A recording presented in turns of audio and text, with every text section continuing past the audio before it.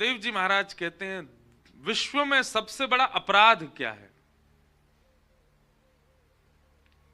तो नामदेव जी कहते हैं हरि कीर्तन चल रहा हो, हरि कथा चल रही हो, सत्संग चल रहा हो, भगवत संबंधी कोई समाज चल रही हो और आप उसमें आए और बैठ करके चले गए, उसकी पूर्णता तक भी प्रतीक्षा नहीं की, बोले इस अपराध की भरपाई कोई नहीं कर सकता। ये सबसे बड़ा अपराध है।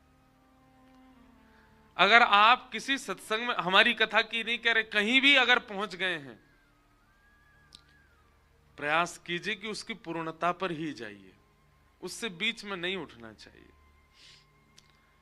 या फिर कोई कीर्तन प्रारंभ कर दें, जैसे किसी की फ्लाइट है, किसी को बेचारे को जाना है कहीं पर, हमारी कथा में तो बहुत सारे बेचारे लोग ऐसे आते हैं, उनको पता चल जाए कहीं कथा है तो पहुंचते हैं, कहीं से भी आते हैं। अब उनका कभी इमरजेंसी आ गई, जाना है, वो कथा में बैठे हैं, तो प्रतीक्षा करो कि कोई नाम धुनी हो जाए, कोई कीर्तन हो जाए, तब आप क्षमा मांग करके, प्रणाम करके और ये वचन दे करके जाइए कि अगली बार आएंगे तो फिर विश्राम तक रुकेंगे, तब जाओ, बीच में नहीं जाना चाहिए। नामदेव जी कहते हैं बहुत बड़ा अपराध है, ये नामापराध है। इस अपराध से होगा क्या? भजन धीरे धीरे कम होने लग जाएगा, भक्ति धीरे धीरे घटने लग जाएगी, भगवत प्रेम जो आपके चित्त में थोड़ा बहुत भी है वो धीरे धीरे समाप्त होने लग जाएगा। वैष्णव के लिए तो ये सबसे बड़ा अपराध है। वैष्णव को पाप से डर नहीं लगता, वैष्णव को अपने द्वारा किए गए किसी दूषित कर्म के मिलने वाले फल से डर नहीं लगता। वैष्णव को सबसे बड़ा भय इस बात का कि ठाकुर जी दूर ना हो जाएं। और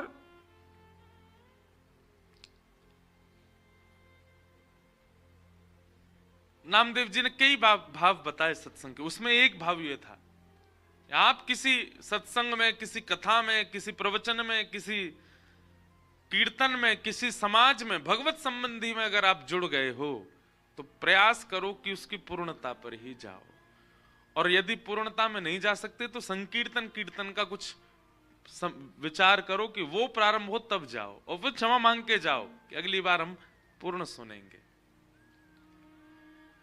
दूसरा अपराध वे बताते हैं, जो सत्संग कर रहा हो, जो भजन कर रहा हो, जो संकीर्तन कर रहा हो, जो कथा श्रवण कर रहा हो, उसके भाव में विक्षेप किसी के द्वारा डालना, यह भी एक अपराध है।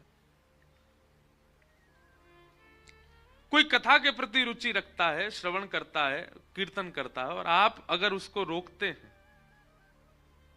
तो इससे भी भजन भाव कम होता है। ठाकुर जी को बहुत बुरा लगता है। किसी के भजन में, किसी की कथा में विक्षेप मत बनो, किसी के भजन में, किसी के तप में विक्षेप मत बनो।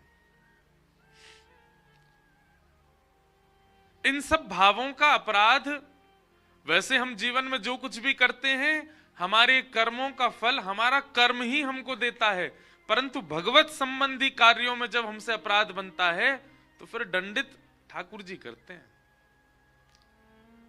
क्योंकि एक बात बताऊं बंधुओं, कथा के श्रोता आप नहीं हैं, कथा के श्रोता ठाकुर जी भी हैं। ठाकुर जी भी पंडाल में आते हैं कथा श्रवण के लिए, और अकेले नहीं आते, सब परिकर, सब परिवार आते हैं ठाकुर जी। और जब कोई विक्षेप डालता है तो कहीं ना कहीं ठाकुर जी के भाव में भी विक्षेप होता है, ठाकुर जी को वो अप्रिय लगता है।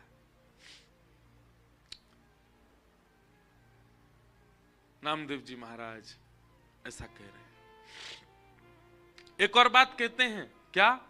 अगर किसी की रुचि नहीं है कथा में और आप उसको पकड़ करके कथा में ले आए, सत्संग में ले आए, आपने एक दिन उसको कथा में बैठा करके देख लिया, फिर भी उसकी रुचि नहीं बन पा रही है, 2 दिन देख लिया फिर भी उसकी रुचि नहीं बन पा रही, 3 दिन देख लिया फिर भी उसकी रुचि नहीं बन पा रही, 4थे दिन मत लाइए उसको।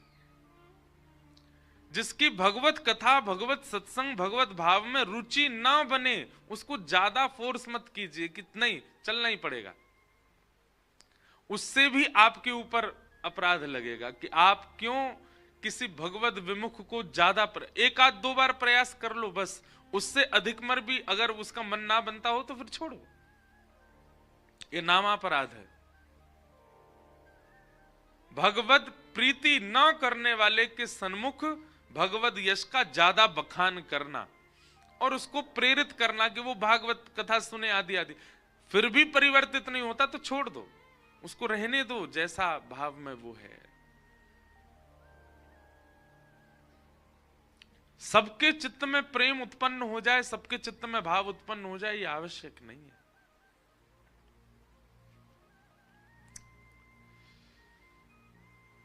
तो ये आत्मकूल प्लावनी धारा है, ये जनमानस के आत्मा के घाट से होकर के निकलने वाली है भागवत की कथा। लेकिन जिनके हृदय रूपी घाट में बांध लगा है, जबरदस्ती वहां नहीं भेजना चाहिए।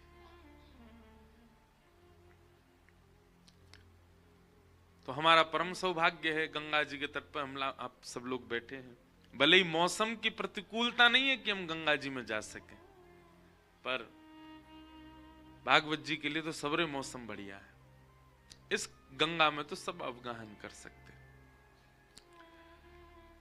भागवत जी का महात्म हमने कल सुना, आज से प्रथम स्कंद की कथा प्रारंभ करते हैं। जन्माद्यस्य यतोऽन्वयादितरतः चार्थे स्वविज्ञस्वराट् तेने ब्रह्म हृदय आदि कवये मुह्यन्ति यत्सूरयः तेजो वारिमृदां यथा विनिमयो यत्र तृषैर्गो मृषा धाम्ना स्वेन सदा निरस्तकुहकं सत्यं परम धीमहि। जन्माद्यस्य यतोऽन्वयादितरतः, जो परमात्मा जन्म आदि के चक्र से बिल्कुल परे है, जिनका कभी जन्म नहीं होता और जो कभी हमारे भांति देह त्याग भी नहीं करते, परंतु उनकी इच्छा हो जाए तो वे जन्म लेते भी हैं। ठाकुर जी अपनी इच्छा से ही जन्म लेते हैं, जैसे भगवान श्री कृष्ण, भगवत श्री राम एक सामान्य मानव की तरह उन्होंने जन्म लिया। कर्तुम अकर्तुम अन्यथा कर्तुम समर्थ ईश्वर, जो सब करने ना करने में समर्थ हैं वही परमात्मा है। वे हैं तो जन्म से इतर, उनको आवश्यकता नहीं जन्म लेने की, लेकिन फिर भी प्रेम इतना बढ़ जाता है कि वे कभी कभी जन्म भी लेते हैं।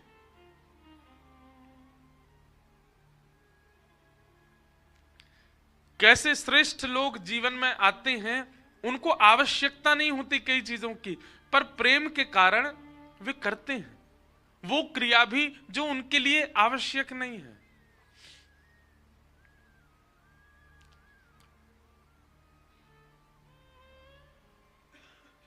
भगवान को कभी भूख नहीं लगती, अगर वेद शास्त्रों की बात माने, ठाकुर जी को कभी भूख नहीं लगती।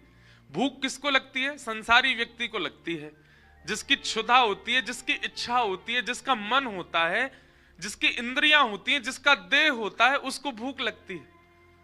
पर ठाकुर जी तो इन सबसे परे हैं, उनको भूख नहीं लगती।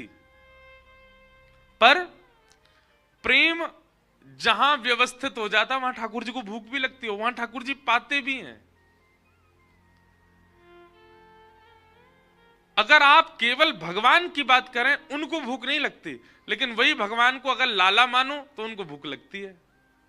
उन्हीं लाला को अपना भाई मानो, सखा मानो, उनके प्रति कोई प्रेम भाव है तो उनको भूख लगती है।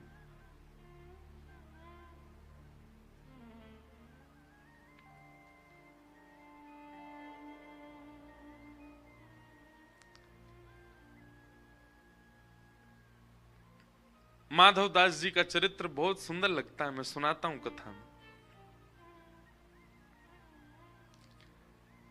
माधवदास जी वृंदावन जा रहे थे जगन्नाथपुरी से।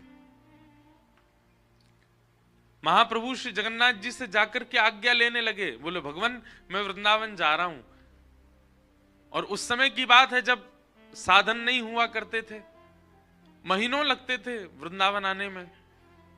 बोले महीनों में वृंदावन पहुंचेंगे, फिर वृंदावन बहुत दिन तक रुकेंगे, फिर वृंदावन से लौटेंगे, लगभग 6-7 महीना के लिए जा रहा हूं। महाप्रभु जगन्नाथ जी कहने लगे मोए भी संग ले चलो। तो श्री माधवदास जी कहते हैं, बोले भगवान हम तो साधु हैं, हम तो महात्मा हैं, हम तो साधक वैष्णव हैं, हमको भूख जीतना आता है। 1 दिन 2 दिन 4-4 दिन तक भी अगर भोजन ना मिले तो हम रह पाएंगे, पर आप तो 8 बार भोजन करने वाले हो, सुबह से रात्रि तक अष्टयाम भोग लगता है आपको, आप कैसे सहोगे भूख। अब यहां पर अगर आप वेद शास्त्र की दृष्टि से देखो, ठाकुर जी को भूख नहीं लगती, पर क्योंकि हमारे वृंदावन रीति के अनुसार ठाकुर जी परब्रह्म होते हुए भी हमारे हैं, ये प्रेम प्रकट है, इसलिए ठाकुर जी को भूख लगती है। और मानव तो 3 ही बार पाता, ठाकुर जी 8 बार पाते।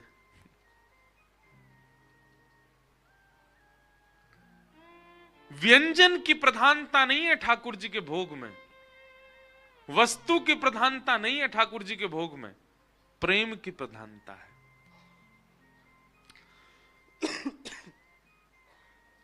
प्रेम की प्रधानता।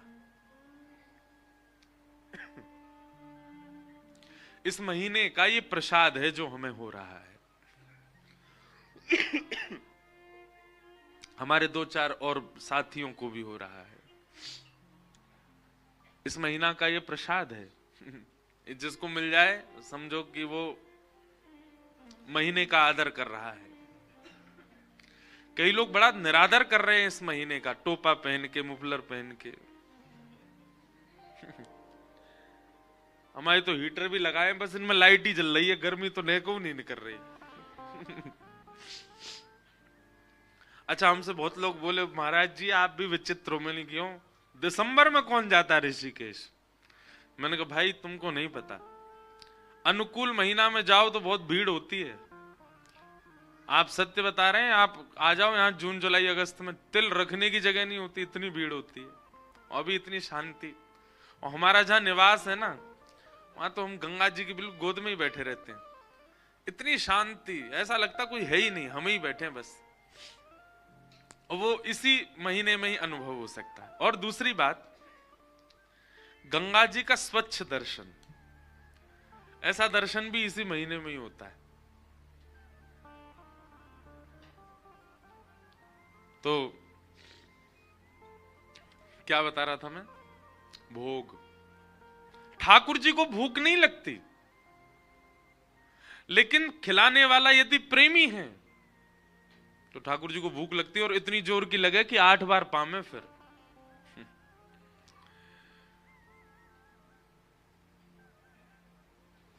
थाली भर के लाई खींचड़ो, ऊपर घी की बाट की, जीमो मारा शाम घणी, जिमावे बेटी जाट की।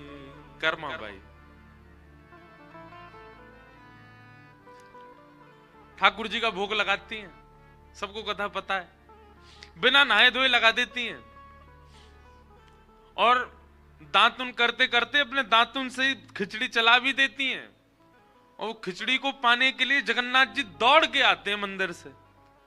कई लोग कहते हैं कि श्री महाप्रभु जगन्नाथ जी का मुंह क्यों जल गया?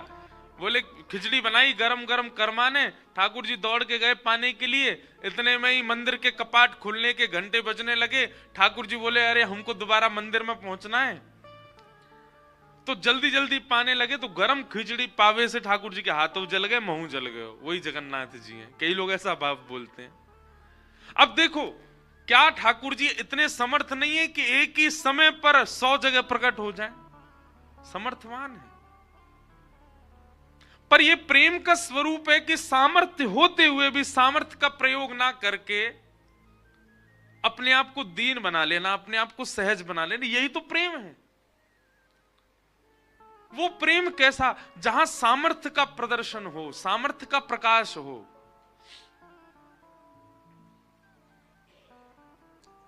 आपको प्रधानमंत्री जी ने बुलाया और वे आपसे कह रहे हैं कि वे आपसे बहुत प्रेम करते हैं, तो आप पहुंच गए। अब क्या हुआ, पीएम ऑफिस के बाहर बैठे हो सुबह से, अभी मोदी जी नाश्ता कर रहे हैं, अभी भोजन कर रहे हैं, अभी लोगों से मीटिंग कर रहे हैं, अभी ये तो स्वाभाविक हो गया भाई, वो इतनी ऊंची पदवी पर हैं तो ये तो स्वभाव है कि वो व्यस्त होंगे। पर प्रेम में सामर्थ्य को छुपाया जाता है। प्रेम का स्वरूप कैसा कि द्वार पे ही आ गए लेने, चलो भाई तुम्हारे संगी चाय पियेंगे, ये प्रेम है। ठीक वैसे ही ठाकुर जी जब प्रेम प्रधान भक्त को देखते हैं ना, तो अपनी सामर्थ्य को छुपा लेते हैं, अपनी योग्यताओं को छुपा लेते हैं और उसके लिए सहज बन जाते हैं। और तब ठाकुर जी को भूख भी लगती है, तब ठाकुर जी को प्यास भी लगती है, ठाकुर जी को निद्रा भी आती है, ठाकुर जी को जागृति भी होती है, सब क्रिया होती है। लेकिन आपके लिए ठाकुर जी केवल भगवान हैं, केवल पाषाण हैं, केवल दुनिया चलाने वाला एक कोई परम तत्व है। तो ना ठाकुर जी को भूख लगती, ना ठाकुर जी को प्यास लगती, ना ठाकुर जी सोते हैं, ना ठाकुर जी जागृति होती है। हमारे आपके जैसा कोई स्वभाव ठाकुर जी का फिर प्रकट नहीं होता। एक प्रकार से अगर मैं कह दूं तो ठाकुर जी में भी निद्रा, सुसुप्ति, जागृति, भूख, प्यास, ये सब प्रकट करता है एक भक्त का प्रेम। अगर वो प्रेम हो तो सब प्रकट हो जाता है ठाकुर जी में।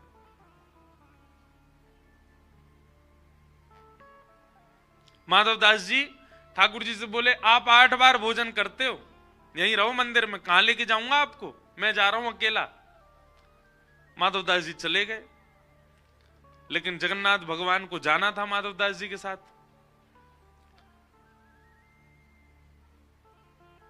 माधवदास जी थोड़ी दूर गए जगन्नाथपुरी से, थोड़ी दूर जाते इतनी जोर की भूख लगी माधवदास जी को, जहां वो 3-4 दिन तक अपनी भूख जीत लेते थे, अब इतनी जोर की भूख लगी कि ऐसी इच्छा होने लगी पेड़ खा जाएं, पौधे खा जाएं, पत्ते खा जाएं, कुछ तो मिले खाने को, इतनी भूख लगने लगी।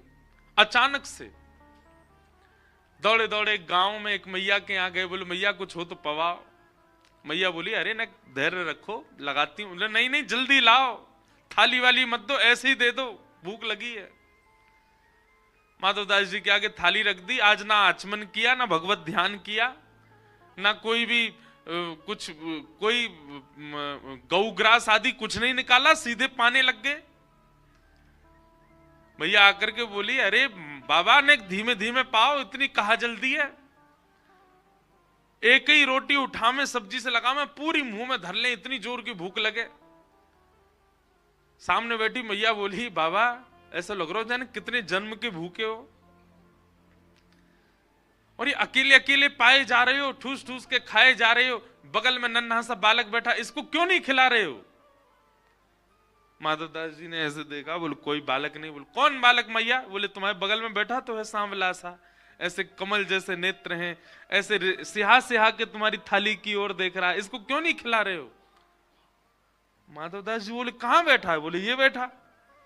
माधवदास जी समझ गए, नेत्र बंद करके कहा, महाप्रभु जगन्नाथ आप संग ही हैं क्या। सो ठाकुर जी कान में बोले हाँ जी। ओहो, तभी मैं कहूं मुझे भूख क्यों लग रही है, मैं तो 3-3 दिन तक भूख जीतने वाला व्यक्ति। समझ गए कि ठाकुर जी सचल संग नहीं चल रहे, हृदय में बैठ के संग चल दिए वृंदावन। माधवदास जी बोले नहीं रुके आप पुरी में। बोले कि तुम हमको सचल लेके नहीं आए, हम तुम्हारे भीतर ही बैठ गए अब, और अब हम देखते हैं तुम कैसे बिना खाए पिए पहुंचते हो। अब तो ये स्थिति हो गई कि मंदिर में तो ठाकुर जी 8 बार पाते हैं, पर श्री माधवदास जी को 16 बार भूख लगती है दिन में। रोज अपने नेत्र बंद करके प्रार्थना करते हैं माधवदास जी, ठाकुर जी नेक तो चलन दो, नेक तो आगे बढ़न दो, इतनी भूख क्यों लगवा रहे। बोले तुम हमको छोड़ के क्यों आए। बोले आ तो गए आप साथ में। तो ठाकुर जी को भूख नहीं लगती, ठाकुर जी अजन्मा है, ठाकुर जी हमारी तरह देह त्याग नहीं करते, लेकिन जब प्रेम प्रधान भक्त का श्रेष्ठ होता है, ठाकुर जी सब क्रियाओं में आ जाते हैं। जन्म भी लेते हैं, खाते भी हैं, पीते भी हैं, रोते भी हैं, सोते भी हैं, सब क्रिया करते हैं। ये उन लोगों के लिए उत्तर है जो लोग कहते हैं ठाकुर जी के आगे 56 भोग लगा रहे हो, उनको वो क्या भूखे हैं क्या? ठाकुर जी के लिए ऐसा कर रहे हैं, उनको जरूरत है क्या? ठाकुर जी के लिए इतना धन खर्च करके बंगला बनवा रहे हो, उन्होंने मांगा है क्या? महादेव पे दूध चढ़ा रहे हो, महादेव को दूध की इच्छा है क्या? ये सब ठाकुर की इच्छा नहीं है, पर भक्त का प्रेम जब प्रगाढ़ होता है तो ठाकुर की भी इच्छा प्रकट हो जाती है।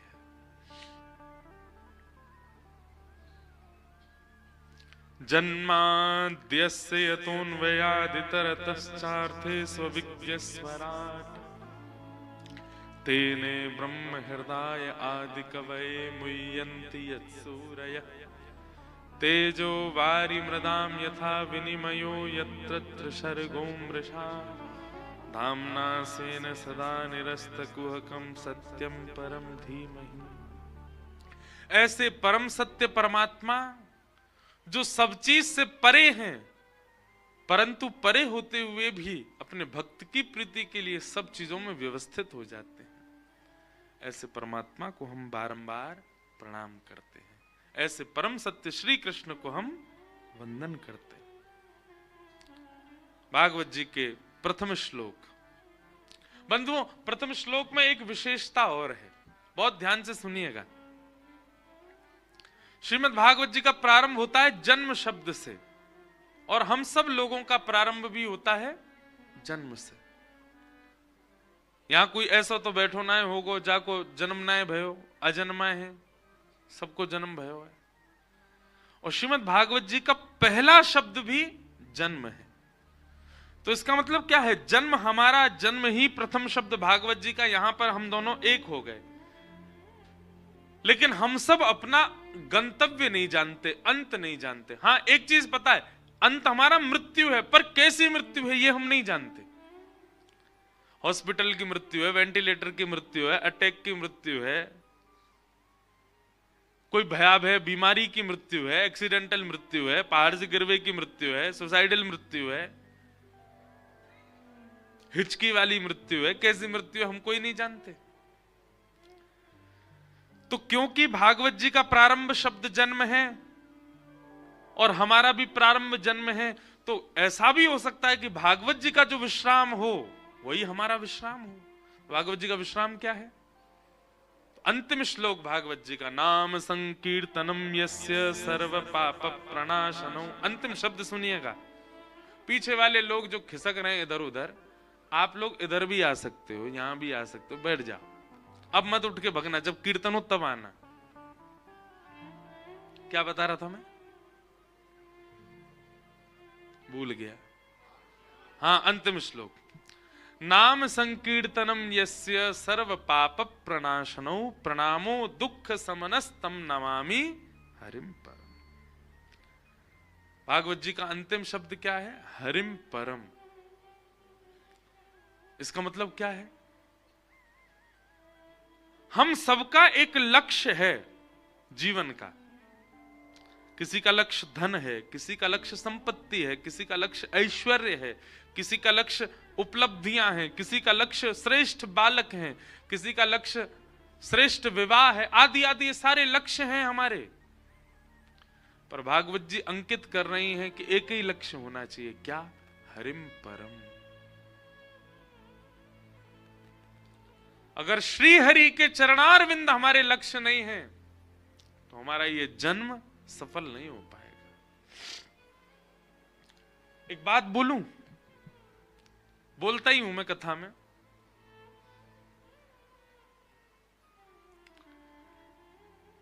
मानव के जितने लक्ष्य हैं ना जीवन में प्राप्त करने के, मुझे ये चाहिए, वो सारे लक्ष्य रावण के भी थे।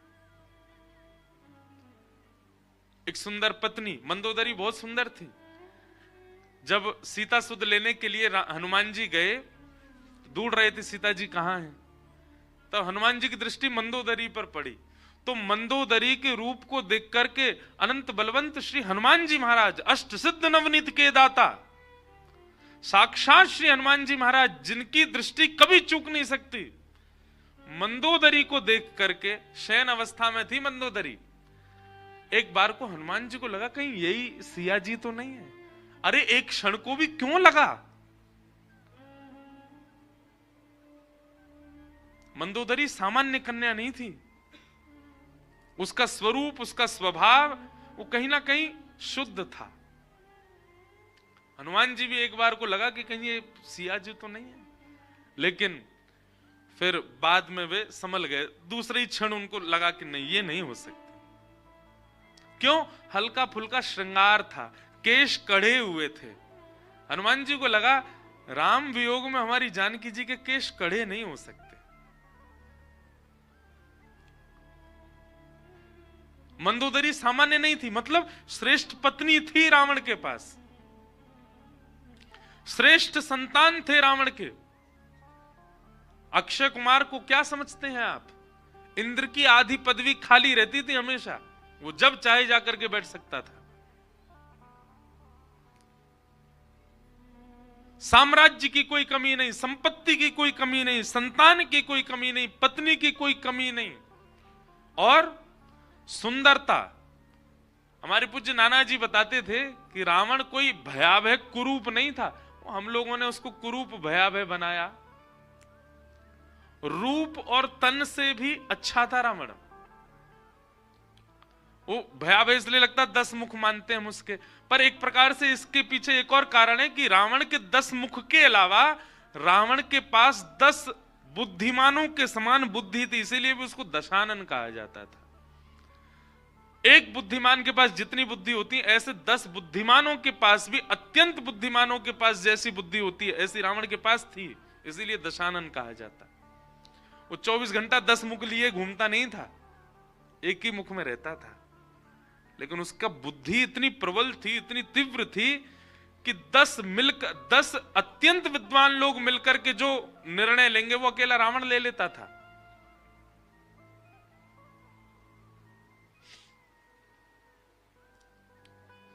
रूपवान, स्वरूपवान, संपत्तिवान, पत्नीवान, संतानवान, ऐश्वर्यवान, साम्राज्यवान, बलवान, विद्वान, क्या नहीं था रावण? सब कुछ था। जो आज का मानव अपना एक लक्ष्य रखता है ना, आज के बच्चों से पूछो आपका एम क्या है, वो एम बताएंगे अपना, हमको ये कमाना है, वहां हमको बंगला बनाना है, ये करना है। सब रावण के पास सब कुछ था। आप तो फिर भी एक एम रखते हो, आपके पूरे विश्व के मानवों के जितने एम होते हैं वो सब रावण के पास थे, पर राम नहीं थे। शरीरम स्वरूपम तथा वा कलत्वम रतश्चारु रुचिरम धनम मेरुतुल्यम मनश्रेण लग्नम रामचरणारविंदम ततः किम ततः किम ततः किम ततः किम। सब कुछ था रावण के पास, केवल उसका मन नहीं लगा था रामचरणारविंदों में, जिसके कारण रावण की दुर्गति हुई। इसलिए भैया हमारी एक बात मानिए, अगर आप कथा सुनते हैं, आप कंठी पहनते हैं, आप तिलक लगाते हैं, आप किंचित भी किसी भगवत प्रीति में हैं, भगवत मार्ग में हैं, भक्ति पथ पर हैं, कल को कोई पूछे कि आपका एम क्या है, आप उपलब्धि क्या चाहते हो, सब बताओ, पर सबके संग यह जोड़ के रखो, श्री कृष्ण प्राप्ति, राम चरणारविंदों की प्राप्ति, कृष्ण चरणारविंदों की प्राप्ति।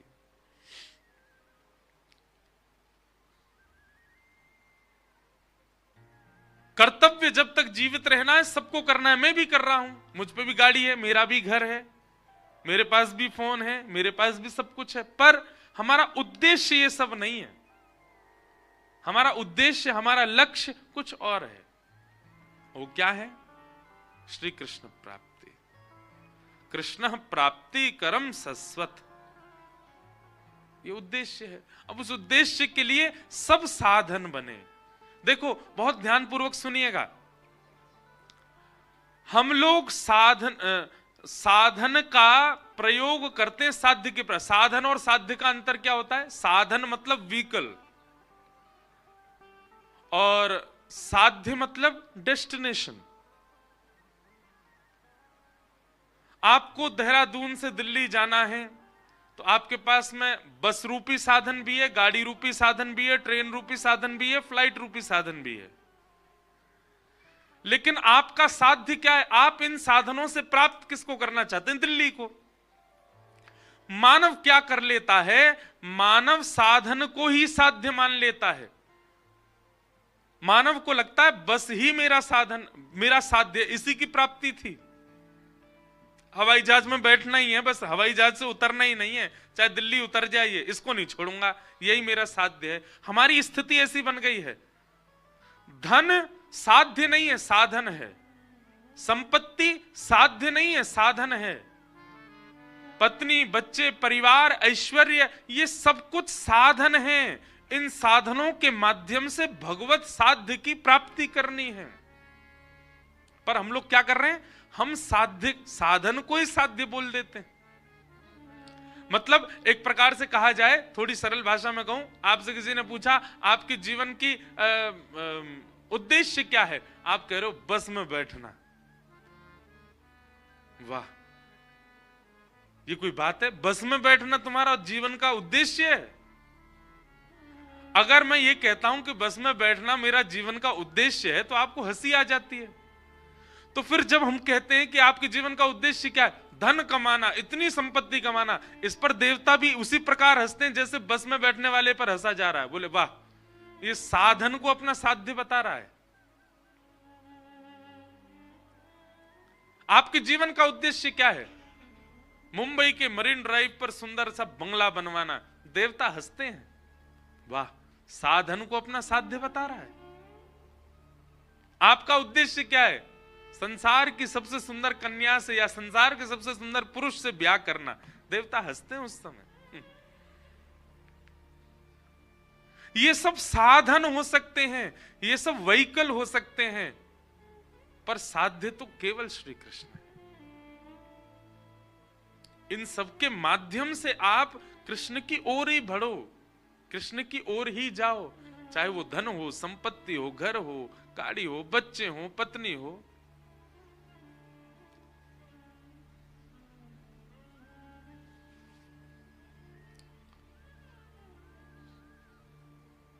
भागवत जी का विश्राम क्या है? हरिम परम, परम हरि की चरणार बिंदों की प्राप्ति। और उस प्राप्ति के लिए जो कुछ भी आप कर सको वो करो। धन कमा सको कमाओ, लेकिन उसके पीछे उद्देश्य क्या होना चाहिए? श्री राधारमण की प्राप्ति।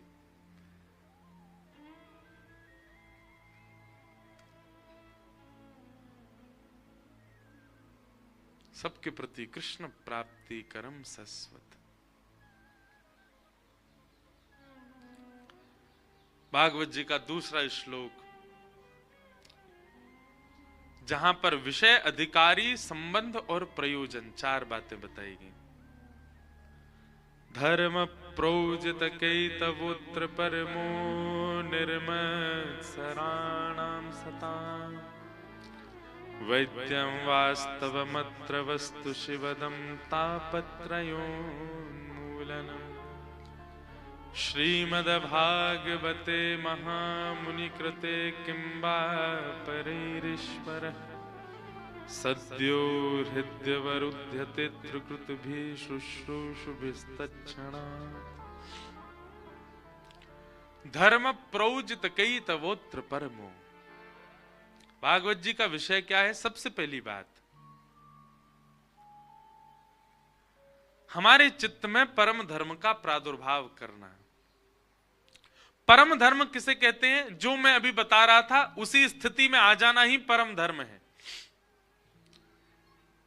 अपने संसार का निर्वहन करना ये धर्म है, पर स्वयं को भगवत प्राप्ति के मार्ग पर लगा देना ये परम धर्म है। ये परम धर्म है। बंधुओं, अभी पता है क्या हो गया है? थोड़ा ध्यान पूर्वक सुनिएगा बात को। ये वैराग्य की भूमि है ना, तो हो सकता है वैराग्य तत्व ज्यादा निकले मुख से, और वैराग्य स्वरूपा श्री गंगा जी बह रही है, उन्हीं की हवा आ रही है, उन्हीं का अन्न जल पा रहे हैं, तो हो सकता है वैराग्य तत्व पर प्रवचन ज्यादा हो, पर आप लोग बहुत गंभीरता से सुनिएगा। कभी कभी देखने में लगता है कि हमने ठाकुर जी को ही साधन बना लिया है। यहां नीलकंठ महादेव हैं, थोड़ा ऊपर जाकर के श्रावण के महीने में लोग पैदल जाते हैं। श्रावण में मेरी कथा हुई थी, 4 दिन की अकिंचन हुई थी, थोड़ी आगे ही, तो लोग बाग पैदल जा रहे थे।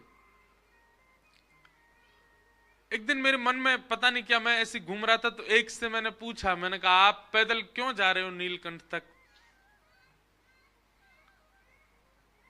उसने उसके पीछे एक साधन बताया, एक साध्य बताया कि मैं नीलकंठ तक पैदल इसलिए जा रहा हूं, इसके बदले इतने वर्ष हो गए हमारी संतान नहीं हुई है, संतान प्राप्ति हो इसलिए। तो थोड़ी देर के लिए मेरा बुद्धि का भाव शून्य सा हो गया कि लोगों ने ठाकुर जी को भी साधन बना लिया है संसार के साध्य वस्तु की प्राप्ति के लिए। यही हिमालय पर थोड़ा इधर अल्मोड़ा की तरफ जाएंगे तो एक स्थान पड़ता है जागेश्वर। 3 स्थान है, जागेश्वर, मुक्तेश्वर, बागेश्वर। 3 महादेव के मंदिर हैं कमाऊ क्षेत्र में। हिमालय में खूब घूमा हूं मैं, इसलिए मुझे कई स्थान पता है यहाँ के। तो जागेश्वर बिल्कुल नीचे हैं, और मुक्तेश्वर बिल्कुल ऊपर हैं, और बागेश्वर बिल्कुल बीच में है। मतलब आप अगर जागेश्वर जाएंगे तो आपको पहाड़ों से नीचे उतरना पड़ेगा और नीचे जाना पड़ेगा। मतलब पहाड़ भी, और एक विचित्र ही है, वो नीचे ही जाना पड़ता है उसमें, वहां जाकर के जागनाथ। मुक्तेश्वर जाएंगे तो बिल्कुल पहाड़ के ऊपर, और बागेश्वर बिल्कुल बीच में है, जैसे ऋषिकेश है ऐसे। थल, जल और वायु तीनों में। तो जागेश्वर में ऐसी मान्यता है कि रात्रि में जब मंदिर बंद हो जाता उसके बाद आप हाथ में दिया लेकर के बैठो घी का, और सुबह जब तक मंदिर नहीं खुलता, भयंकर सर्दी होती वहां, पूरी रात बैठे रहो, और सुबह वो दिया जो होता है, जैसी कपाट खुले महादेव की आरती करो, तो उससे मन वांछित इच्छा पूरी होती है, जो मांगोगे मिलेगा, और विशेष रूप से संतान के लिए होता है। तो मैं जब जागेश्वर गया पहली बार, वहां ज्यादा भीड़ नहीं होती, बहुत कम लोग होते हैं, और वहां होटल और ये सब भी नहीं है। और इससे भी बढ़िया बात थी कि वहां पर कहीं बाहर चले जाओ, प्याज और लहसुन बनता ही नहीं है पूरे जागेश्वर में। तो वहां होटल वगैरह भी नहीं थे, घरों में ही ऊपर के फ्लोरों पे लोगों ने घर में व्यवस्था ऐसा। अब बन गया हो तो बात अलग है, कोविड टाइम की बात है, अब तो और बढ़िया हो गया होगा। तो घरों में ही रुके थे। तो रात्रि में जब मैं देख रहा था तो इतने सारे लोग बैठे थे हाथ में दिया लेके, और सब महादेव के शरण में बैठे। मैंने पूछा, मैंने क्या कर रहे हैं? बोले पूरी रात बैठे रहेंगे, सुबह मंगला में फिर वही दीपक अर्पित कर देंगे महादेव को। इसमें से अधिकतर वो होंगे जो संतान की कामना से हैं, कई लोग अपने व्यापार की वृद्धि की कामना से होंगे, कई लोग जीवन के कई और। मतलब महादेव जो कि साध्य हैं, उनको भी व्यक्ति ने साधन बना लिया अपनी किसी साध्य की प्राप्ति के लिए। और वो साध्य क्या है? संसार की वस्तु। जो संसार की वस्तु कभी ना कभी कष्ट, और कभी ना कभी कष्ट कभी ना कभी नहीं देती है, देती ही है। संसार की यदि कोई वस्तु है, आप उससे प्रसन्न हमेशा रह ही नहीं सकते। किसी को भी उठा लीजिए, चाहे वो भोज्य वस्तु हो, भोग्य वस्तु हो, हर वस्तु आपको एक दिन कष्ट देती है। आप 2 लाख रुपए का फोन ले आइए, क्या उससे कष्ट नहीं होगा? कभी ना कभी उससे भी पीड़ित तो हो ही जाओगे। कितनी भी बहुमूल्य वस्तु ले आइए, उससे भी आपको कभी ना कभी पीड़ा, वह भी आपको अप्रिय लगने लगेगी। और उन हम अप्रिय वस्तुओं को, संसार की उन वस्तुओं को ठाकुर जी को साधन बना करके मांग रहे हैं। कितने बड़े दुर्भाग्य की बात है। कितने मनोकामना पूर्ण देवी मैया, मनोकामना पूर्ण हनुमान जी महाराज और महादेव के मंदिर हैं, वहां पर मनोकामना मांगने वालों की लिस्ट है। वो सब देवताओं का सहारा लेकर के संसार मांग रहे हैं। मुझे तो नहीं लगता कि वो देव सहायता करते होंगे कि आपको संसार और मिले। उनके गण आदि ही कृपा कर देते होंगे आपके ऊपर।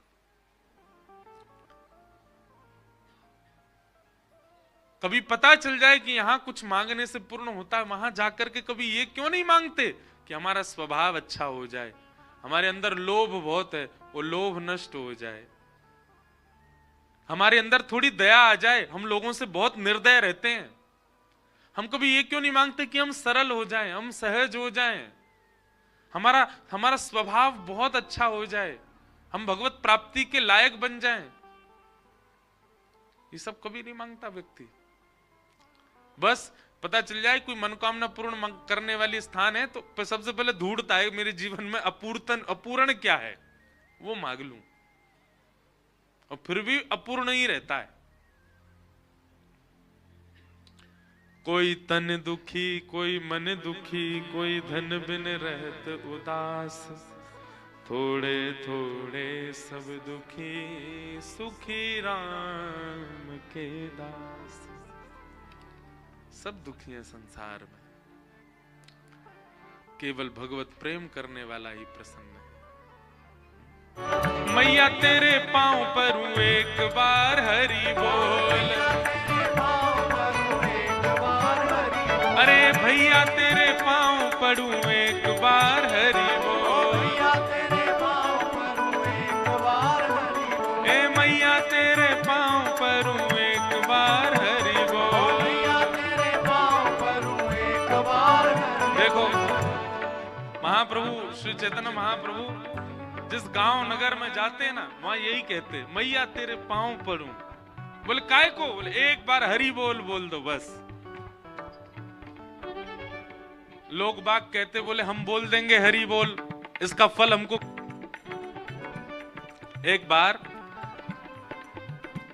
एक व्यक्ति ने हरि बोल बोल दिया, उसको कह दिया, बोले कि अब तुम मरने के बाद चाहे तुम स्वर्ग नरक, वैसे स्वर्ग तो जाओगे नहीं, नरक ही जाओगे, भजन तो करते नहीं हो, बस नरक जाके यमराज जी से कह देना कि हमने अपने पूरे जीवन में 90 साल 80 साल 100 साल जितने जिए, हमने एक बार हरि बोल बोला है, उसका फल क्या मिलेगा।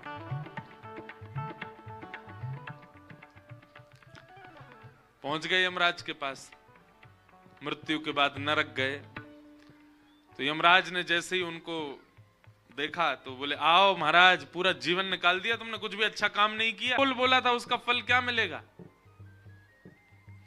यमराज जी ने सबरी डायरी खोल के देखी, एक बार बोलने का क्या फल मिलता भाई, 100 बार का, 1000 बार का, जीवन में 1,00,000 बार का, 1,25,000 बार के तो सब लिखे, एक बार का कहीं नहीं लिखा है। सबरी डायरी देख ली, यमराज जी बोले एक बार का तो कोई फल नहीं लिखा। बोले ऐसे नहीं, पहले हमको फल बताओ, एक बार का कुछ तो मिलना चाहिए हमको। चलो ठीक है, एक काम करते हैं, महादेव के पास जाते हैं, महादेव बहुत भजन पूजन करते हैं, उनसे पूछेंगे। व्यक्ति बोला ऐसे नहीं जाऊंगा मैं, मेरे लिए पालकी मंगवाओ। यमराज जी बोले काय को? बोले पैदल थोड़ी जाऊंगा, एक बार हरि बोल बोला। बोले तो एक ही बार तो बोला, बोले फल तो नहीं पता ना तुमको, पालकी मंगवाओ। व्यक्ति पालकी में लग गया, 4 कहार उठा करके लेके जा रहे हैं। यमराज जी लेकर के आए हैं तो महादेव खड़े हो गए, बोले वाह भैया, साक्षात यमराज जी लेकर के आए, निश्चित ही कोई श्रेष्ठ आया है। आइए यमराज जी, किसको लेके आए हो भैया पालकी में बैठा के? बोले महाराज 1.25 लाख नाम जप करने वाले, 1.25 करोड़ नाम जप करने वाले, 100 करोड़ नाम जप करने वालों को तो हमने देखा, पर ये अद्भुत है। बोले क्या? इसने एक ही बार नाम बोला है पूरे जीवन में, हरि बोल एक बार बोला है, वो भी गलती से। उसका फल पूछ रहे हैं, हमको तो पता नहीं था तो हम आपके पास लाए, तो बोला नहीं पालकी में चलूंगा, इसलिए पालकी में आया है। महादेव बोले वाह, लेकिन भैया एक बार बोलने का तो हमको भी नहीं पता फल क्या होता है। तो क्या करें? बोले ब्रह्मा जी के पास चलो। महादेव और यमराज जी लेकर के ब्रह्मा जी तो नाचने लगे, आहा हमारा ब्रह्मलोक पवित्र हो गया, साक्षात यम और शिव जिसको लेकर के आए वो भी पालकी में। ब्रह्मा जी बोले जय हो दंडवत प्रणाम, आज लगता है कोई साधक आया है पालकी में बैठ के। यमराज जी से पूछा कहिए कैसे लाए? यमराज जी बोले महादेव बताएंगे। महादेव बोले बस पूछो मत भैया, इसने एक बार जीवन में हरि बोल बोला है, उसका फल पूछ रहा है, उसी के कारण यमराज जी मेरे पास आए, मैं लेके तुम्हारे पास आया हूं। ब्रह्मा जी बोले एक बार बोला है बस? बोला हाँ। बोले भैया देखो एक बात बताएं, नाम जापक हम देवताओं में नारद जी हैं, उनके पास चलते हैं, उनको पता होगा पूरे दिन नारायण नारायण करते रहते हैं। महादेव बोले तुम भी लग जाओ, संग चलो हमारे। अब तो ब्रह्मा जी, महादेव, यमराज जी तीनों लेकर के गए नारद जी के पास। नारद जी तो महाराज लोटा में जल लेके आए, बोले पाद प्रक्षालन करूंगा। कौन है भैया ये? सब लेके आए इसको, निश्चित ही कोई परम वैष्णव आया है। सब बोले भैया इसने एक बार हरि बोल बोला। नारद जी बस एक बार? बोले केवल एक बार। कितना जीवन जिया इसने? बोले 85 साल का होके आया है और जन्म से 85 वर्ष में एक बार हरि बोल बोला बस इसने। अपलक नेत्रों से नारद जी देखो, वाह भाई कमाल कर दिया तेने, एक ही बार बोला बस। बोला हाँ, इसका फल दो मुझको। नारद जी बोले जब यमलोक से शिवलोक, शिवलोक से ब्रह्मलोक, ब्रह्मलोक से नारद लोक तक आई गए तो नेक ही दूर वैकुंठ है, महू चल रहे हैं, साक्षात भगवान से ही पूछ लेंगे जिनका नाम है। शंकर जी बोले ए नारद जी चलो तुम भी लगो। अब नारद जी, शंकर जी, ब्रह्मा जी, यम जी सब लेकर के उसको जैसे ही वैकुंठ लोक में पहुंचे, आहा शंख चक्र गदा पद्मधारी श्रीमन नारायण भगवान और लक्ष्मी पुष्प वर्षा करने लगे, आइए आइए आइए स्वागत है। निश्चित ही कोई परम वैष्णव आया है जो चार लोक के देवता उसको लेकर के हमारे यहाँ आए, पालकी में बैठा के। चारों ने जाके कहा भगवान बिना पैसा का नौकर बना लिया इसने हमको, इसने केवल एक बार हरि बोल बोला, उसका फल पूछ रहा है। लक्ष्मी जी जोर से मुस्कुरा करके बोली आपको अब भी नहीं समझ आया? बोले क्या? बोले स्वयं यमराज जी, महादेव, ब्रह्मा जी, नारद जी ससम्मान जिसको वैकुंठ लेकर के आए, समझ जाओ वही हरि नाम का फल है। बोले ये एक बार गाने वाले को मिला है, और जो पूरा जीवन हरि नाम गाता उसको क्या मिलता होगा सोच लो। मैया तेरे पांव परूं एक बार हरि बोल, मैया तेरे पांव परूं एक बार हरि बोल, भैया तेरे पांव परूं एक बार हरि बोल, भैया तेरे पांव परूं एक बार हरि बोल, हे हरि हरि हरि बोल, हरि हरि हरि बोल, हरि हरि हरि बोल, हरि हरि हरि बोल, हरि हरि हरि बोल, हरि हरि हरि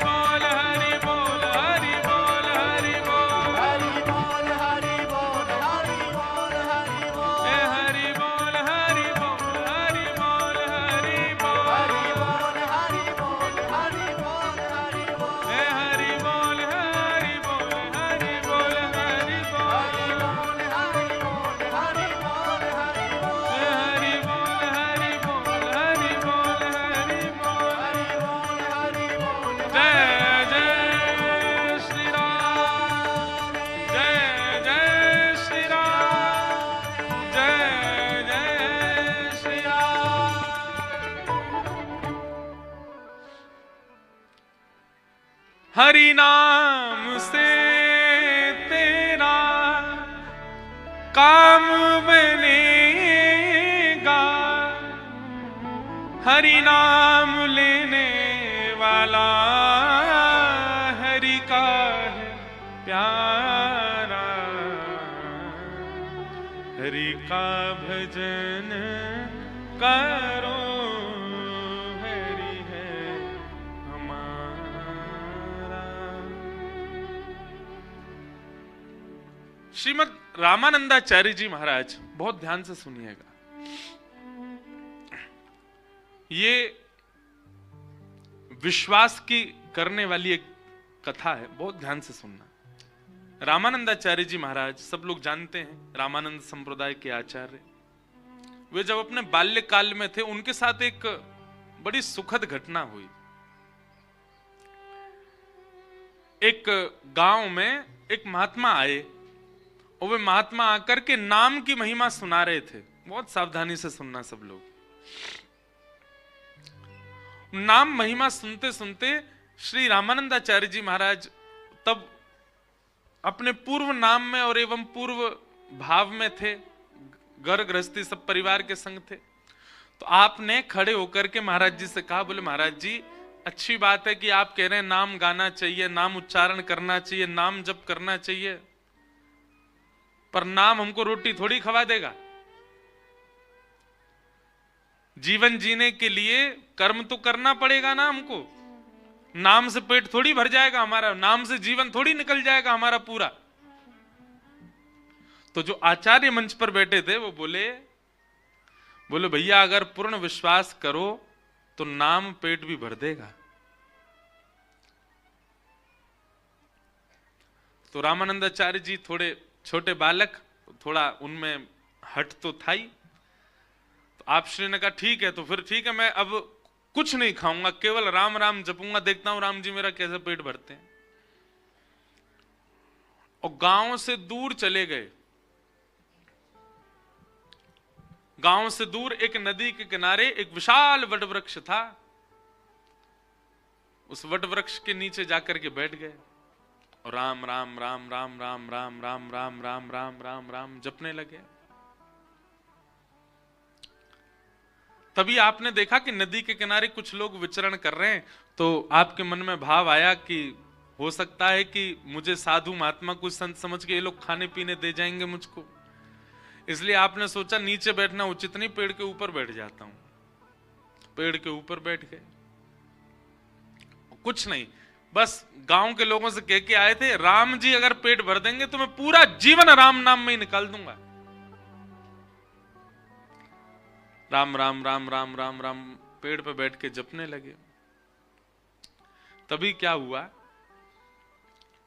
कुछ यात्री लोग वहां से निकल रहे थे।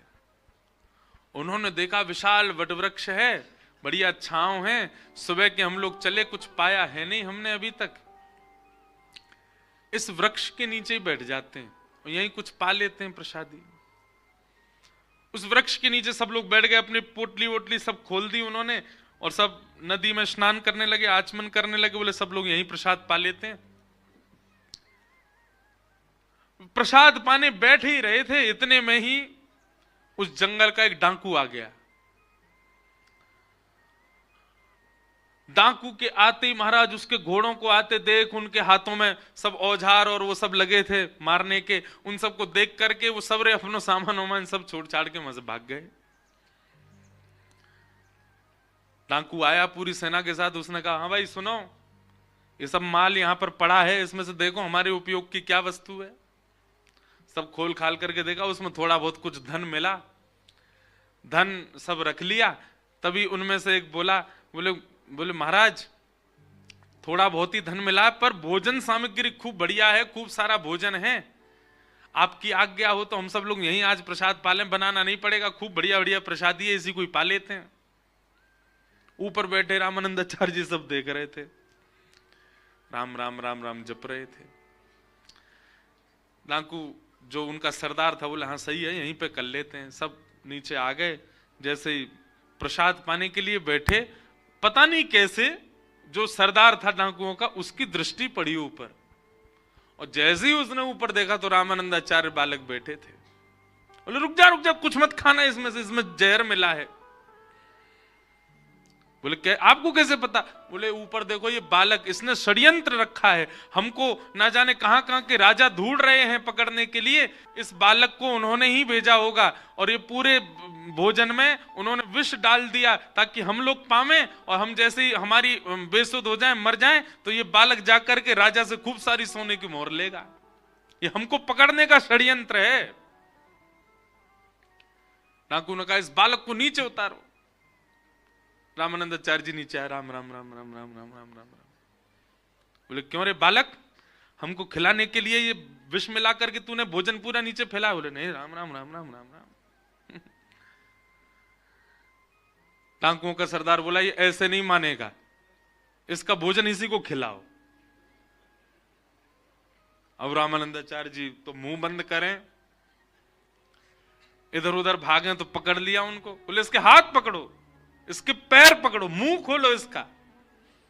और जैसे ही मुंह खोल करके महाराज, अच्छा मुंह खोल करके भी कुछ गलत वस्तु नहीं है, पेड़ा खिला रहे हैं, मोहनथाल खिला रहे हैं, पूड़ी खिला रहे हैं, रबड़ी खिला रहे हैं, जितनी सामग्री थी सब खिला रहे हैं।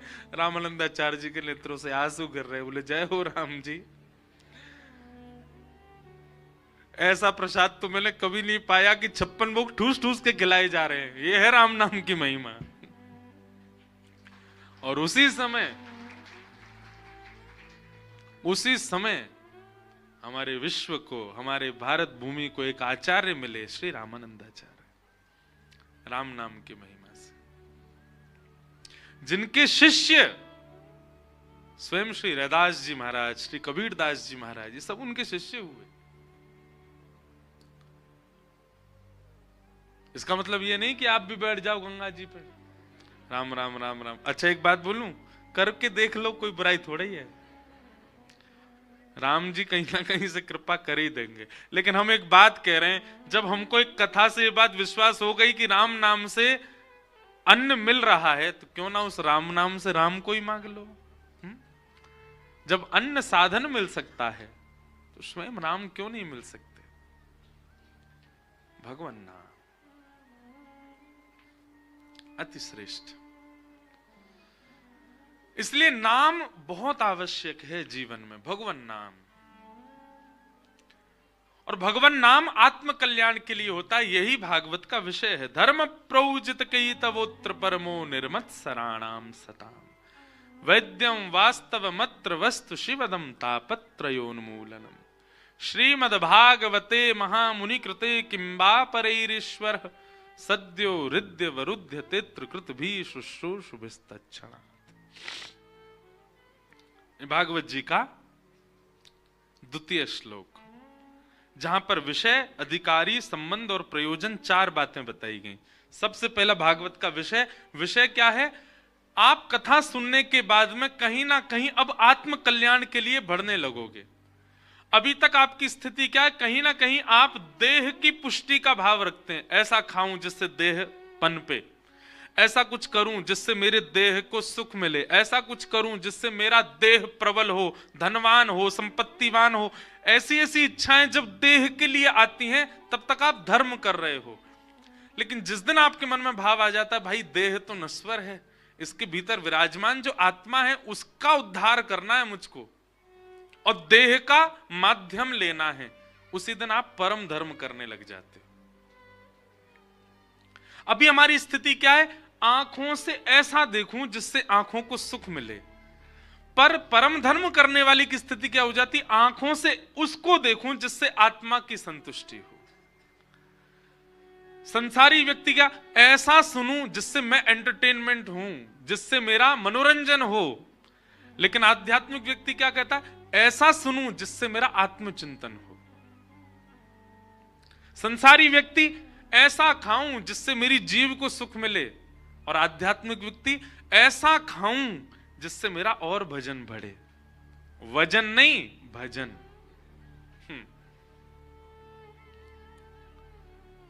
संसारी व्यक्ति मैं ऐसे को छूं जिससे मुझे स्पर्श सुख मिले, लेकिन आध्यात्मिक व्यक्ति बोले मैं ऐसे का स्पर्श कर लूं, श्री गुरु चरण सरोज रज निजमन मुकुर सुधार। श्री गुरुदेव के चरणारविंदों का स्पर्श करूं, वैष्णवों के चरणारविंदों का स्पर्श करूं, महज्जनों के चरणारविंदों का स्पर्श करूं। संसारी व्यक्ति वो अपने पैरों से चाहता है मैं ऐसी जगह जाऊं जहां अच्छे फोटोज खिंचवा सकूं, अच्छे इंस्टाग्राम और सब जगह पर डालने वाली मेरी फोटोज खिंच जाएं। पर भगवत अनुरागी व्यक्ति वो पैरों से जाएगा मैं प्रदक्षिणा करूं, मैं परिक्रमा करूं, चाहे मेरे देह को भगवत समर्पित करने का भाव आवे। ऐसी स्थिति, ये परिवर्तन आने लग जाए मन में, तो समझो आप भागवत सुन रहे हो। आप कहीं ना कहीं देह से उठ करके आत्म कल्याण की भावना में चले जाते हो। ये भागवत का विषय है। आपको यह समझ में आने लग जाए कि देह तो माध्यम है, कल्याण तो मुझे अपने भीतर बैठी उस चेतना का करना है जो ना जाने कितने दिन से भटक रही है। यह भागवत का विषय। दूसरी बात, भागवत का अधिकारी कौन है? इस पूरी योजना में कौन आ सकता है जिसके अंदर आत्म कल्याण की इच्छा प्रकट हो जाए, देह से परे को हो जाए?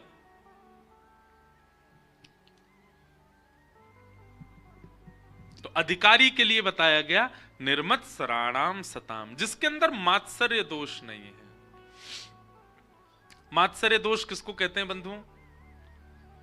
दूसरे के प्रति ईर्ष्या होना, किसी के रूप पर ईर्ष्या, किसी के धन पर ईर्ष्या, किसी की उपलब्धि पर ईर्ष्या, किसी की पत्नी को देख के ईर्ष्या, किसी के बच्चों को देख के ईर्ष्या, किसी के पति को देख के ईर्ष्या। इसी को ही मात्सर्य दोष कहते हैं। एक बात बहुत ध्यान से सुनिएगा, हम पिछली 2 कथा से एक बात कह रहे हैं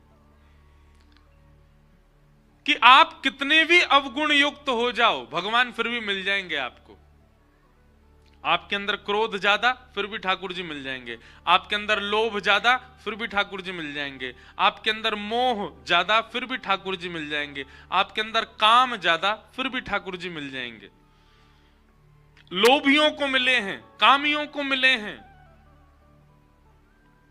मोहियों को मिले हैं, सबको ठाकुर जी मिले हैं। दूषित खाने पीने वालों को भी मिले, भक्ष खाने वाले को भी ठाकुर जी मिले हैं।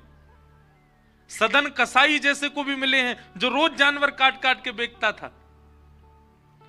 लेकिन ईर्ष्यालु को ठाकुर जी नहीं मिलते, जिसके चित्त में ईर्ष्या भाव है। और एक बात बताएं आपको,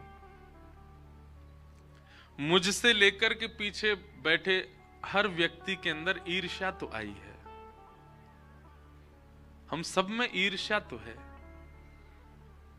कम से कम हमारा भजन इसीलिए बने कि हमारा क्रोध कम ना हो, भले हमारे अंदर बाकी के दोष कम ना हो, लेकिन हे सदगुरु की कृपा, हे गंगा मैया की कृपा, हे भागवत जी की कृपा, हे बद्रीनाथ भगवान की कृपा, हे वृंदावन बिहारी लाल की कृपा, हमारे अंदर ईर्ष्या ना आवे। आप विश्वास मानिए, जिस दिन आपके चित्त से ईर्ष्या गई, आपका क्रोध भी जाएगा, आपका लोभ भी जाएगा, आपका काम भी जाएगा, आपका मोह भी जाएगा। सारे दोष अपने आप निकलना प्रारंभ कर देंगे।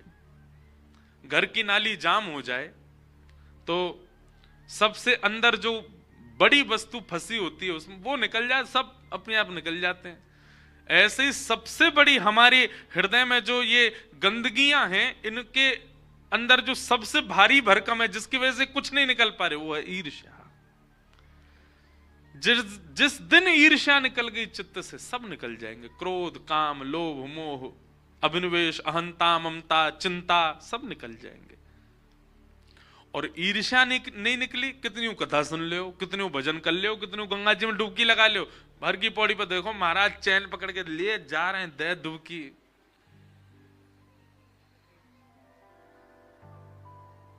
दो चार तो बह गए, चैन नहीं छोड़ रहे, दे डुबकी। नाना नानी रह गए भाई,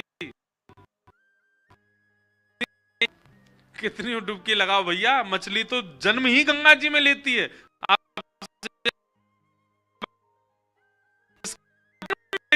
गंगा तो श्वास भी वही, उसका तो भोजन भी वही। डुबकियों से काम चल रहा होता तो सारी मछली वैकुंठ जा रही होती गंगा जी की। एक बात कहें, कई लोग शायद हो सकता खुश हो जाएं इस बात को, गंगा जी के स्नान से ज्यादा शास्त्राज्ञा कहते हैं गंगा तब दर्शनात् मुक्ति। गंगा जी का दर्शन कर लो बस, उसी से ही मुक्ति हो जाती है। खुश है गए कई लोग। कई अनकेन ने कह रखी होगी यार एक डुबकी तो लगावेंगे 7 दिनों में। लेकिन अब कह रहे हैं बोले महाराज जी कह रहे दर्शन तो ही काम चल जाएगा।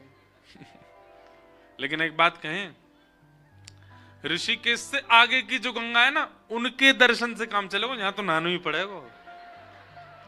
क्यों? ऋषिकेश से आगे की जो गंगा है उसमें अगर कूदवे गए तो फिर पता ही नहीं चलेंगे, सीधे गंगा सागर में मिलोगे फिर तो। स्नान का अपना महत्व है कि गंगे गंगे तियो ब्रूयात यो जनानाम सतैरपि मुझ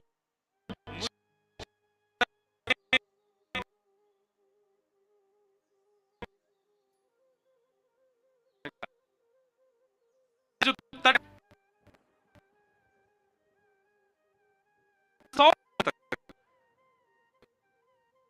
संपूर्ण गंगा तट ही माना जाता है। ऐसे 100 योजन के भीतर, मतलब यहां बैठ के गंगा गंगा बोलो और यहां से 100 योजन चले जाओ, एक योजन में 3 किलोमीटर होते हैं शायद, हैं? 100 योजन में कितने हो गए?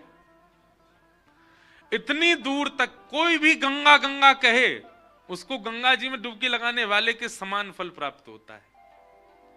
आप कहेंगे इतनी बड़ी बात क्यों फेंक रहे हो महाराज जी? फेंक नहीं रहे, हम सत्य कह रहे हैं। ये भी क्यों है पता है? अब गंगा प्राकट्य की कथा है, सुना देते हैं। 3 पीढ़ियां निकल गईं गंगा जी को लाने में। एक राजा की कथा आती, भागवत जी में ही कथा है। सगर राजा जो थे उनके अनेक पुत्र हुए और उन पुत्रों का किसी का, वो कथा लंबी है, उनका वध हुआ।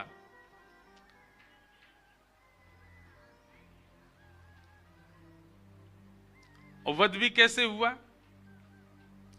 सगर राजा एक यज्ञ कर रहे थे। बहुत ध्यान से सुनो, गंगा जी के तट पे बैठो, गंगा जी कैसे आई आपको पता होना चाहिए। तो सगर राजा अश्वमेध यज्ञ कर रहे थे। तो अश्वमेध यज्ञ में एक नियम होता है कि अश्व जो है उसको छोड़ा जाता है, मुक्त छोड़ा जाता है, जब तक उसको कोई पकड़ ना ले वहां तक, ऐसा कुछ नियम होता है अश्वमेध यज्ञ में। तो सगर राजा का जो अश्व था, यज्ञ के बाद उसको छोड़ना था, लेकिन वो इंद्र विघ्न डालते हैं यज्ञ में। तो इंद्र ने क्या किया, उस अश्व को ले जा करके कपिल भगवान की कुटिया, जो कि अब कहां है, गंगा सागर में, जहां गंगा जी सागर में जाकर, तब गंगा जी नहीं थी, तब केवल सागर थे। कपिल भगवान की कुटिया पर जाकर के उस घोड़े को बांध दिया। सगर राजा ने अपने अनेक पुत्रों से कहा कि अश्वमेध यज्ञ में जो मेरा घोड़ा था वो कहीं खो गया है, कोई उसको ले गया, उसको ढूंढ के लाओ, वही घोड़ा चाहिए।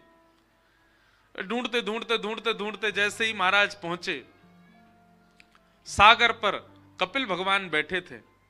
कपिल भगवान की कुटिया पर, आश्रम पर जब उन्होंने वो घोड़े को बंधा हुआ देखा तो सबने मन में विचार किया, ये बाबा हमारे पिताजी के घोड़े को हरण करके लाया है।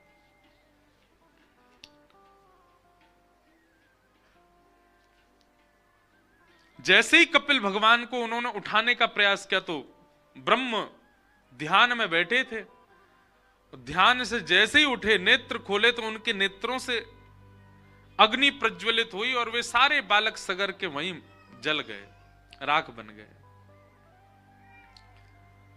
तब सगर महाराज ने अपने अन्य बालकों को कहा कि जाओ, जाकर के ढूंढ करके लाओ, मेरे बालक सब कहां हैं। पहले तो घोड़े ढूंढने गए, बालक भी नहीं मिल रहे। ढूंढते ढूंढते जब वे सब लोग गए और जाकर के देखा कपिल भगवान बैठे थे, कपिल भगवान के चारों ओर राख का ढेर पड़ा था।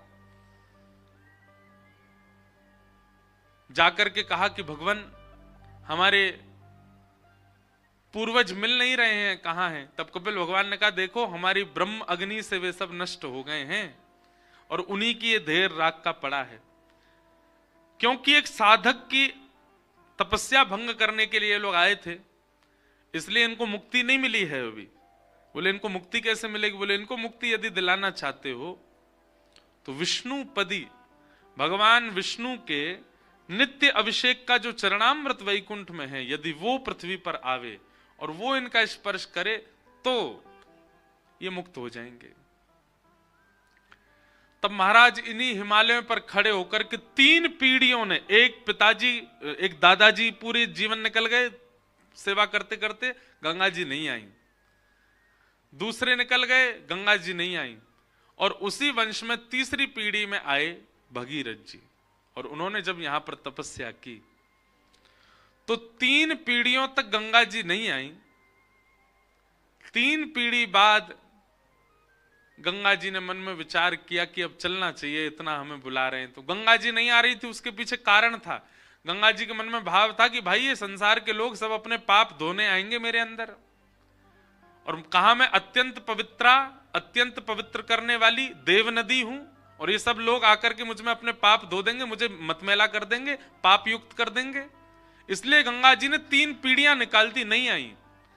जब भगीरथ ने आकर के तपस्या की तब गंगा जी के मन में हृदय में थोड़ी दया आई, और गंगा मैया बोली अब मुझे आना चाहिए। और वैकुंठ से प्रकट होकर के श्री गंगा मैया भूतल पर आने लगी। जैसे ही आई तो श्री महादेव, देवादिदेव महादेव ने उनको अपनी जटाओं में बांध लिया। अब गंगा जी के प्रादुर्भाव के कई प्रसंग सुनाए जाते हैं। एक तो यह है कि नित्य चरणों दल है गंगा जी, नित्य वैकुंठ में भगवान का चरण जो देवतागण सब उसका अभिषेक करते हैं वही जल आ रहा है। एक अर्थ यह है कि जब भगवान ने वामन अवतार धारण किया तो 2 पग से जब तीनों लोक नापने लगे तो दूसरा पग रखते ही भगवान के अंगुष्ठ के नख से ब्रह्मांड का भेदन हुआ और वैकुंठ का ये जो जल था चरणामृत का,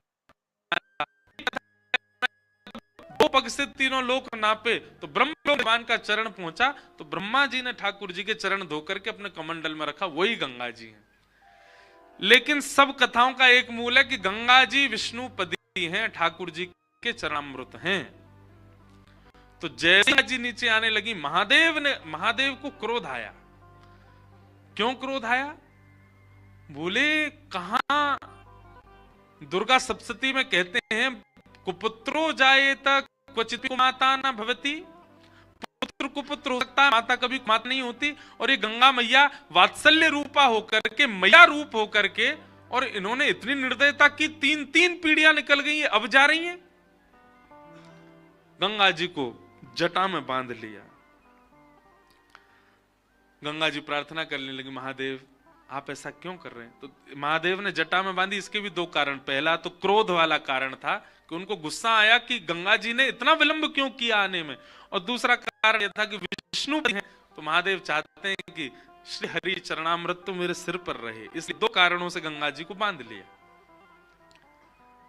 गंगा जी ने प्रार्थना की महादेव आप हमें मुक्त करो। महादेव बोले ऐसे नहीं करेंगे, रुको। भी सब देवताओं को बुलाया, 33 कोटि देवता शंकर जी के आगे हाथ जोड़ के नतमस्तक हो गए। बोले आज्ञा आपने हमें क्यों बुलाया? महादेव उपदेश देने लगे, बोले ये कलिकाल प्रारंभ हो रहा है नीचे पृथ्वी पर, और कलयुग में लोगों पर इतना समय नहीं है, और आप सब देवी देवता अपने तप के लिए इतना समय मांगते हैं। कोई 1000 वर्ष की तपस्या करता है तब देवता प्रसन्न होते हैं, कोई 100 वर्ष की तपस्या करता है तब देवता प्रसन्न होते हैं, कोई हिमालय पर उल्टा लटक के भजन करे तब प्रसन्न होते हैं। आप सब देवी देवताओं को अपने आप को सहज बनाना पड़ेगा। तो सब देवी देवता आ गए, सबने आकर के अपनी सहजता व्यक्त कर दी। बोले महाराज, शनि भगवान बोले हम पे तो कोई सरसों को तेल चढ़ा दे, हम वैसे ही प्रसन्न हो जाएंगे। महादेव बोले अच्छा है। ब्रह्मा जी बोले हमारे तो मंदिर ही नहीं है पूरी पृथ्वी पर, कोई ब्रह्मणे नमः एक बार भी कह देगा तो हम उससे प्रसन्न हो जाएंगे। भैरव बाबा, अंबा मैया, सब ने आ करके अपनी सहजता बता दी। कोई इतना कर दे हम उसी से प्रसन्न, कोई इतना कर दे इसी से प्रसन्न। अरे कोई कुछ ना करे, केवल हमारी ओर देख ले, हम उसी से प्रसन्न हैं। तब महादेव ने गंगा जी से पूछा कि आप बताइए, अब सबने तो अपने भाव बता दिए, आपकी प्रसन्नता क्या है? तब गंगा जी कहती हैं, गंगे गंगे यो ब्रूयात् योजनानां सतैरपि मुच्यते सर्व पापेभ्यो विष्णुलोकम स गच्छति। हे महादेव, मैं वचन देती हूं, मैं जहां जहां से बहती हुई जाऊंगी, मेरे तट से 100-100 योजन दोनों तरफ तक, जहां तक मेरी वायु भी नहीं पहुंच रही है मेरा स्पर्श करके, ऐसे 100 योजन दूर बैठ करके व्यक्ति भी यदि गंगे गंगे गंगे गंगा गंगा गंगा कह करके स्नान कर ले, और स्नान ना भी करे, केवल गंगा गंगा बोल दे, उसके समस्त पाप नष्ट होंगे और उसको विष्णु लोक की प्राप्ति होगी। जब गंगा जी ने अपनी इस सरलता और सहजता को व्यक्त किया, तब महादेव ने अपनी एक जटा को खोला और जटा शंकरी बनकर के श्री गंगा जी भूतल पर प्रकट हुई। बोलो गंगा मैया। अहिरिपुपति कांता तात संपूज्य कांता, हर तनय निहंत्री प्राणधात्री ध्वजस्य, पतिसुत सुत कांता तात संपूज्य कांता, पितु शिरसि पतंती जानवी न पुनातु। अहिरिपुपति कांता, बहुत ध्यान से सुनिएगा इस श्लोक को। श्री गंगा जी के दर्शन करने से कितने देवताओं के दर्शन का फल मिलता है। अहि, अहि मतलब सर्प, ध्यान से सुनना। अहि रिपु, रिपु मतलब उसका शत्रु। सर्प का शत्रु कौन? गरुण। अहि रिपुपति, सर्प के शत्रु गरुण के पति कौन है? नारायण। बोलो, चुपचाप मत बैठो, हैं? आप लोगों को उत्तर देना, मैं ही प्रश्न करूं, मैं ही उत्तर दूं, है? काय कथा सुन रहे हो फिर? अहिरिपुपति मतलब सर्प का शत्रु गरुण और गरुण के जो पति हैं यानी कि नारायण। अहिरिपुपति कांता, कांता मतलब पत्नी। नारायण की पत्नी कौन है? लक्ष्मी। अहिरिपुपति कांता तात, उन पत्नी के तात यानी कि पिताजी कौन है? लक्ष्मी के पिताजी कौन है? कई लोग कह रहे हैं नारायण। समुद्र। अहिरिपुपति कांता तात यानी कि समुद्र। संबद्ध, समुद्र को किसने बांधा था? राम जी ने। तात संबद्ध कांता, समुद्र को बांधने वाले की कांता कौन है? सीता जी। अहिरिपुपति कांता तात संबद्ध कांता, हर यानी कि समुद्र को पूजने वाले बांधने वाले की कांता सीता जी का हरण किसने किया? ये सबको पता है, साधारण से उत्तर सबको पता है। अहिरिपुपति कांता तात संपूज्य कांता, हर तनय मतलब हरण किसने किया? रावण ने। उसके बेटा कौन है? मेघनाथ। हर तनय निहंत्री, मेघनाथ को किसने मारा? किसने मारा था मेघनाथ को? लक्ष्मण जी ने।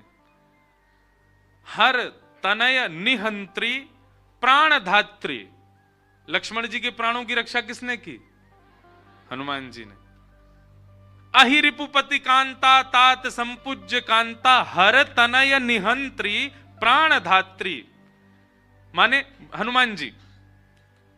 और हनुमान जी किसके ध्वज में रहते हैं? किसके में? अर्जुन।